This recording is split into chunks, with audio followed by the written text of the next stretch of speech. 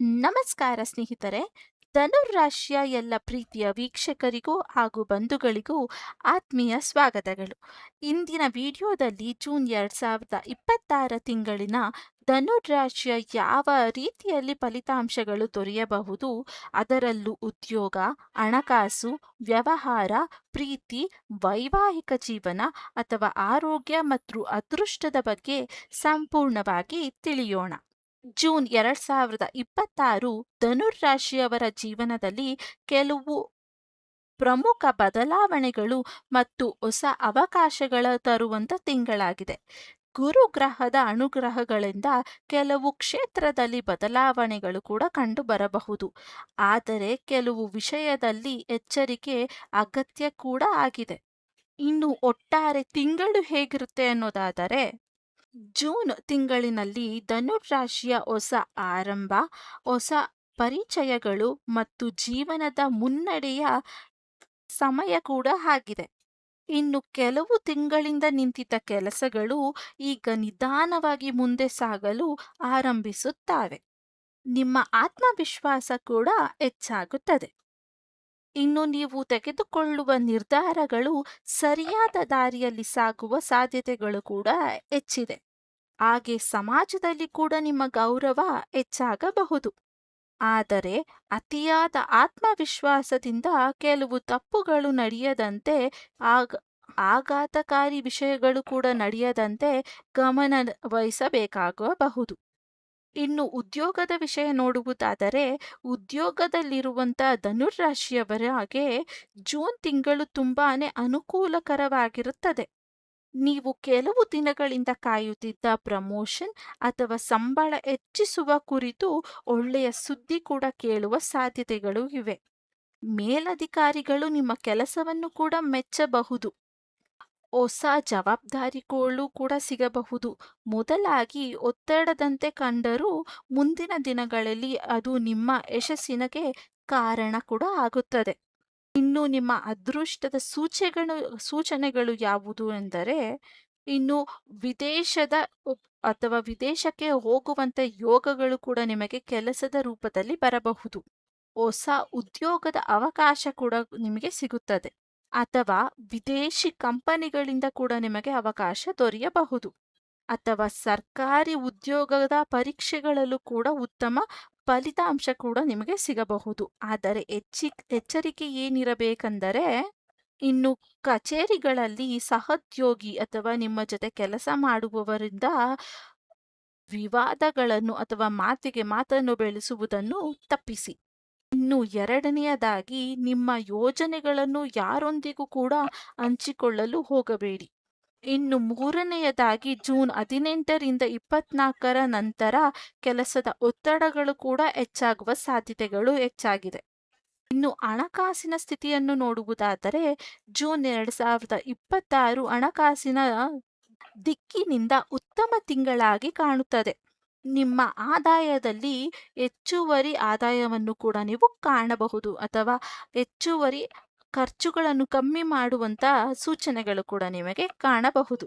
ಇನ್ನು ಹಿಂದೆ ಯಾವಾಗಲೂ ನೀಡಿದಂತ ಹಣವು ಮತ್ತೆ ಮತ್ತೆ ಮರಳಿ ಬರುವಂತ ಸಾಧ್ಯತೆಗಳು ಕೂಡ ಹೆಚ್ಚಾಗಿ ಕಂಡು ಬರುತ್ತಿದೆ.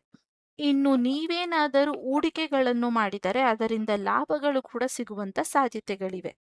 ಇನ್ನು ಜಮೀನು, ಮನೆ ಅಥವಾ ವಾಹನ ಖರೀದಿ ಮಾಡುವಂತ ಯೋಚನೆ ಇದ್ದರೆ ತಿಂಗಳಿನ 2ನೇ ಭಾಗ ಉತ್ತಮವಾಗಿರುತ್ತದೆ. ಇನ್ನು ಈ ತಿಂಗಳು ನಿಮಗೆ ಅನಿರೀಕ್ಷಿತ ಹಣದ ಲಾಭ, ಅಥವಾ ನಿಮಗೆ ಕುಟುಂಬದ ಮೂಲಕ ಆರ್ಥಿಕ ನೆರವು ಕೂಡ ಸಿಗುತ್ತದೆ, ಅಥವಾ ವ್ಯಾಪಾರದಲ್ಲಿ ಹೆಚ್ಚುವರಿ ಆದಾಯ ಕೂಡ ನಿಮಗೆ ಸಿಗಬಹುದು. ಇನ್ನು ಈ ತಿಂಗಳು ನೀವು ಹಣದ ವಿಷಯದಲ್ಲಿ ಏನು ಎಚ್ಚರಿಕೆ ವಹಿಸಬೇಕೆನ್ನುವುದಾದರೆ, ಯಾರಿಗೂ ಕೂಡ ಗ್ಯಾರಂಟಿಯನ್ನು ಅಥವಾ ಸಹಿಯನ್ನು ಕೊಡಬೇಡಿ. ಹೂಡಿಕೆಯ ವಂಚನೆಗಳಿಂದ ಜಾಗರೂಕತೆಯಾಗಿರಿ. ಅತಿಯಾದ ಖರ್ಚುಗಳನ್ನು ಕೂಡ ನೀವು ಈ ತಿಂಗಳು ನಿಯಂತ್ರಿಸಬೇಕಾಗುತ್ತದೆ. ವ್ಯಾಪಾರ ಮತ್ತು ಬಿಸ್ನೆಸ್ಸಿನ ಕ್ಷೇತ್ರದಲ್ಲಿ ಹೇಗಿರುತ್ತದೆ ಅನ್ನುವುದಾದರೆ, ವ್ಯಾಪಾರ ಮಾಡುತ್ತಿರುವವರಿಗೆ ಈ ತಿಂಗಳು ಉತ್ತಮ ಲಾಭದ ಸಮಯವಾಗಿದೆ. ಹೊಸ ಗ್ರಾಹಕರು ಕೂಡ ನಿಮಗೆ ಸಿಗುತ್ತಾರೆ. ಇನ್ನು ಹಳೆಯ ಗ್ರಾಹಕರುಗಳಿಂದ ದೊಡ್ಡ ಆರ್ಡರ್ ಸಿಗುವ ಸಾಧ್ಯತೆಗಳು ಕೂಡ ಇದೆ. ಇನ್ನು ವ್ಯಾಪಾರ ವಿಸ್ತರಣೆಗೆ ಯೋಚನೆಗಳು ಕೂಡ ಹೆಚ್ಚಾಗಬಹುದು. ಈ ತಿಂಗಳು ನಿಮಗೆ ಹೊಸ ಪಾಲುದಾರಿಕೆಗಳು ಕೂಡ ಸಿಗಬಹುದು. ಹಾಗೆ ವ್ಯಾಪಾರದಲ್ಲಿ ಬೆಳವಣಿಗೆ ಕೂಡ ನೀವು ಕಾಣಬಹುದು. ಇನ್ನು ವಿದೇಶಿ ಸಂಪರ್ಕಗಳಿಂದ ಕೂಡ ಲಾಭವನ್ನು ನೀವು ಈ ತಿಂಗಳು ಕಾಣುತ್ತೀರಾ. ಇನ್ನು ಏನು ಎಚ್ಚರಿಕೆ ವಹಿಸಬೇಕನ್ನುವುದಾದರೆ, ಇನ್ನು ನೀವು ಯಾವುದೇ ಒಪ್ಪಂದಕ್ಕೆ ಸಹಿ ಮಾಡುವ ಮೊದಲು ಸಂಪೂರ್ಣವಾಗಿ ಓದಿ. ಇನ್ನು ಪಾಲುದಾರರ ಮೇಲೆ ಅತಿಯಾದ ನಂಬಿಕೆಗಳು ಕೂಡ ಬೇಡ. ಇನ್ನು ಪ್ರೀತಿ ಮತ್ತು ಸಂಬಂಧದ ಪ್ರೀತಿಯ ವಿಷಯದಲ್ಲಿ ಜೂನ್ ತಿಂಗಳು ಮಿಶ್ರ ಫಲಿತಾಂಶಗಳು ನಿಮಗೆ ಈ ತಿಂಗಳು ನೀಡುತ್ತವೆ. ಒಬ್ಬರನ್ನೊಬ್ಬರು ಅರ್ಥ ಮಾಡಿಕೊಳ್ಳುವ ಪ್ರಯತ್ನಗಳನ್ನು ಕೂಡ ಮಾಡಬೇಕು. ಸಂಬಂಧ ಇನ್ನಷ್ಟು ಗಟ್ಟಿಯಾಗುತ್ತದೆ. ಇನ್ನು ಸಿಂಗಲ್ ವ್ಯಕ್ತಿಗಳಿಗೆ ಹೊಸ ಪ್ರೇಮ ಸಂಬಂಧ ಆರಂಭವಾಗುವ ಸಾಧ್ಯತೆಗಳು ಕೂಡ ಇದೆ. ಇನ್ನು ಹಳೆಯ ಪ್ರೇಮಿಗಳು ಮತ್ತೆ ಸಂಪರ್ಕಿಸುವ ಸಾಧ್ಯತೆಗಳು ಕೂಡ ಇದೆ. ಇನ್ನು ಶುಭ ಸಮಾಚಾರಗಳು ಏನು ಎಂದರೆ, ಹೊಸ ಪ್ರೇಮ ಸಂಬಂಧಗಳು ಬರಬಹುದು ಅಥವಾ ಮದುವೆ ಮಾತುಕತೆಗಳು ಮುಂದುವರಿಯಬಹುದು.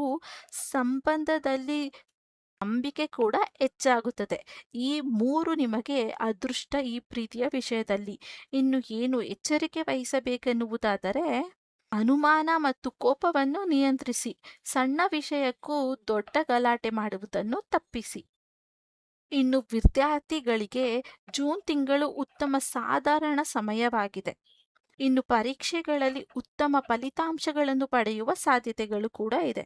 ಇನ್ನು ವಿದೇಶಿ ಶಿಕ್ಷಣಕ್ಕೆ ಪ್ರಯತ್ನಿಸುತ್ತಿರುವವರಿಗೆ ಶುಭ ಸುದ್ದಿ ದೊರೆಯುವ ಸಾಧ್ಯತೆಗಳು ಕೂಡ ಇದೆ. ಇನ್ನು ಎಚ್ಚರಿಕೆ ಏನು ಎನ್ನುವುದಾದರೆ, ಮೊಬೈಲ್ ಮತ್ತು ಸೋಷಿಯಲ್ ಮೀಡಿಯಾಗಳಲ್ಲಿ ಹೆಚ್ಚು ಸಮಯವನ್ನು ಕಳೆಯಬೇಡಿ. ಇನ್ನು ಗಮನ ಚಲಿಸುವ ಸಾಧ್ಯತೆಗಳು ಕೂಡ ಇದೆ.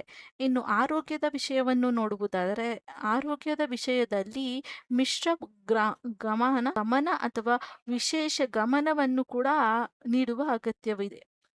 ಸಾಮಾನ್ಯವಾಗಿ ಆರೋಗ್ಯ ಉತ್ತಮವಾಗಿರಬಹುದು, ಆದರೆ ಕೆಲಸದ ಒತ್ತಡದಿಂದ ಮಾನಸಿಕ ಒತ್ತಡ ಕೂಡ ಕಾಣಬಹುದು.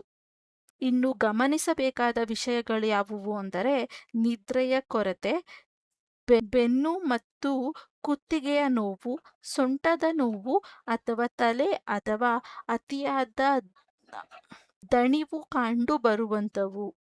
ಇನ್ನು ಪರಿಹಾರ ಏನು ಎನ್ನುವುದಾದರೆ, ಯೋಗ ಮತ್ತು ಜ್ಞಾನವನ್ನು ಮಾಡಿ, ಸರಿಯಾದ ನಿದ್ದೆಯ ಸಮಯವನ್ನು ಪಾಲಿಸಿ, ಹಾಗೆ ಶುದ್ಧ ಊಟದ ಪಥ್ಯವನ್ನು ಕೂಡ ನೀವು ಪಾಲಿಸಬೇಕಾಗಿರುತ್ತದೆ. ಇನ್ನು ಈ ತಿಂಗಳ ಅದೃಷ್ಟದ ದಿನಾಂಕಗಳನ್ನು ನೋಡುವುದಾದರೆ, ಜೂನ್ ತಿಂಗಳಿನಲ್ಲಿ ಧನುರ್ ರಾಶಿಯವರ ವಿಶೇಷ ಶುಭ ಕಾರ್ಯಗಳ ದಿನಾಂಕಗಳು 5, 9, 14, 18, 23 ಮತ್ತು 27 ಮತ್ತು 30. ಈ ಇಷ್ಟು ದಿನಾಂಕಗಳು ನಿಮಗೆ ಶುಭದ ದಿನಾಂಕಗಳಾಗಿರುತ್ತವೆ.